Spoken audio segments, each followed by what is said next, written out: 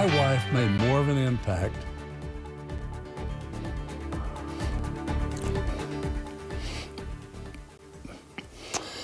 on society and others far more than I realized. Tonight, a familiar face shares a heartbreaking story that too many families are familiar with. Almost 6,000 Hoosiers have died from COVID-19 since the pandemic began, including Audrey Beckley, who was married to former WRTV anchor and reporter Ken Beckley for nearly 56 years. Tonight, Ken is helping us show that the toll of COVID-19 is much more than numbers. He is sharing his story of grief and loss and his wife's last days with our Cornelius Hawker.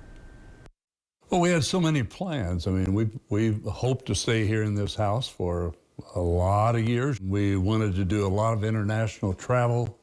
We look forward to the day that grandchildren married. We look forward to watching our great-grandchildren grow and to be around them. So we had so many plans. Ken Beckley's plans with his wife Audrey were cut short in August when she died because of COVID-19. We were following every health recommendation by national public health officials.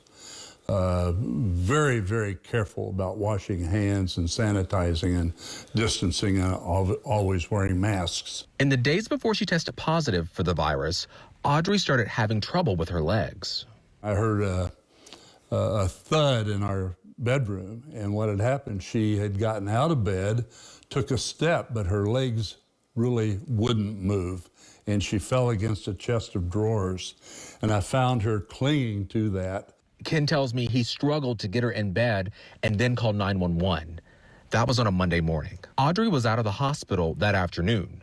By Tuesday night, Audrey was fine, but he started experiencing typical COVID-19 symptoms. I started chilling, had body aches, headache, and then that went away the next afternoon. By Thursday, Audrey was in the hospital again.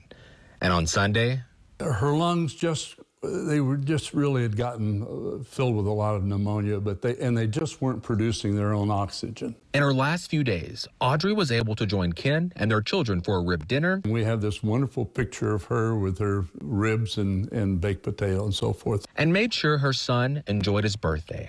As all mothers are, despite how sick they are, she said, she texted and said, "Now be sure to fix such and such for Greg for his birthday." And this was on Monday, and later that afternoon, she sent a selfie, and her trying to smile with a little oxygen tube, running the side of her face. Audrey told her husband doctors said they were pleased with her progress. They texted again about the dinner Audrey had eaten, and that was their last conversation. At 3 a.m., I got the call that things had just turned like that, and she was not going to make it. But a wonderful nurse held Audrey's cell phone for me 3 times that day for me to talk to Audrey and to tell her everything that you would want to tell your spouse as he or she were dying. I also told her that I would be fine and the kids would be fine, and not to just hang on out of fear that we wouldn't be. As Ken walked us through the home he shared with Audrey, showing us all sorts of memories, telling stories about their rich life that was cut short, I asked him to address those who aren't taking COVID-19 seriously. The maskless of America have an opportunity to really help bring down this pandemic. Those that refuse to mask and follow the other health precautions, just the 3 primary ones, are among the most selfish people ever to have lived. This is a pandemic, for God's sake. That was Cornelius Hawker reporting. Audrey Jane Beckley died on August 19th, and like a lot of Hoosiers, she had a pre-existing condition, MS, but had lived with it for 50 years and did not let it stop her from living a full life. She was in the hospital for less than a week. While this story is sad, we know it is not unique as the pandemic continues to claim lives. We here at WRTV are making an effort to tell you the stories of the people behind those numbers. 3 local ER nurses contract coronavirus while trying to help save the lives of Hoosiers. They took on the virus and won. And as RTV6's Stephanie Wade shows us, they are back on the front lines helping patients, and they are taking yet another step to save lives. Along this row, sitting side by side, these 3 women are not only co-workers, but also COVID-19 survivors. I mean, it was scary. I was definitely anxious. It's really awful. People say it's like the flu, but it's like 1,000 times worse than the flu. Having contracted the coronavirus, working as ER nurses on the front lines. Through contact tracing, it was definitely from a patient in the ER. It's just kind of comes with the job. Emily Kornprobst was the first of the 3 to get infected. My symptoms were fever, just a dry cough, some nausea. I lost my sense of taste and smell, and my worst symptom was my body aches. Then she learned her friends in the same unit, Cassie Avery and Jude Shelp, started having symptoms too. Cough, headache, fatigue, body aches. Couldn't walk from one end of the house to the other without feeling like you were just so tired. The worst part was their families and roommates consequently got the virus as well. My mom, my sister, and my brother, and my dad. My husband did get sick. I mean, in such close contact and not knowing that I had been exposed, they definitely blame me. For 2 weeks, they all self-isolated. I was quarantined to my bedroom, and they stayed out in the living room. Now, fully recovered and back at work, they are here today to donate their convalescent plasma to be used in a trial treatment, with the hopes their antibodies can help critically ill patients lessen the severity of their symptoms. What this machine is doing is collecting her blood here, separating the red cells from the plasma, which is the yellow golden fluid, and that is used to treat COVID-19 patients. I just feel so blessed to have been able to recover from COVID-19, and I feel like it's an opportunity to give back, as well as an obligation. We don't have treatments. We don't have a vaccine yet. This is all we have that's helping. So if I can do anything to help at all, then it's not just something I can do, it's something I should do. Working for you, Stephanie Wade, RTV6. And we appreciate their efforts there. All 3 nurses are now back working in the ER. Each plasma donation that they make can help up to 3 COVID patients. And first at 6, a nurse says she's getting a second chance at life after surviving COVID-19. It was not an easy fight. In fact, she says her family started to fear the worst and even began discussing her funeral. After 46 days in the hospital, spending time in the ICU and on a ventilator, she's finally home. Troy Washington is sharing her message with those who may not be taking the virus seriously. Leslie Vogel wasn't sure she'd survive her bout with COVID-19. This is a very serious virus. My children were discussing my funeral. That's how serious it was and how critically ill I was from COVID. She says her family leaned into their faith and stayed by her side from the beginning through recovery. Saturday, the 28th of March, I woke up short of breath, and I asked my daughter to take me to the Ascension St. Vincent Neighborhood Hospital in Noblesville. Her condition worsened. She spent the remainder of March into May in the hospital, most of that time in ICU with a ventilator. My last memory is being in ICU, looking out my glass door, and seeing the ventilator sitting there and everybody garbing up. After all she's been through just to finally step foot inside of her home again, Leslie wants everyone to do all that they can to keep themselves and others healthy, keeping in mind that this advice is coming from a nurse. Never have seen anything like this in my 39 years of nursing. We've never seen anything like this virus before, so please be careful out there. By careful, this survivor means wearing a mask and making sure to follow the guidelines to protect yourself and everyone around you.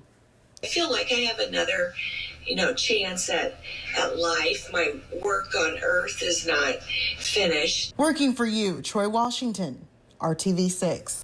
And Vogel has not returned to work yet. She agreed to do a virtual interview with us because she is limiting her contact with others right now. It's not known if those who have recovered from COVID-19 can contract it again. First at 6 o'clock tonight, a family taking drastic steps to make sure their loved one is living a life worth living during the pandemic, removing him from assisted living and moving him to a home all his own so that he can spend time with the ones he loves. Our Alyssa Donovan has the story tonight.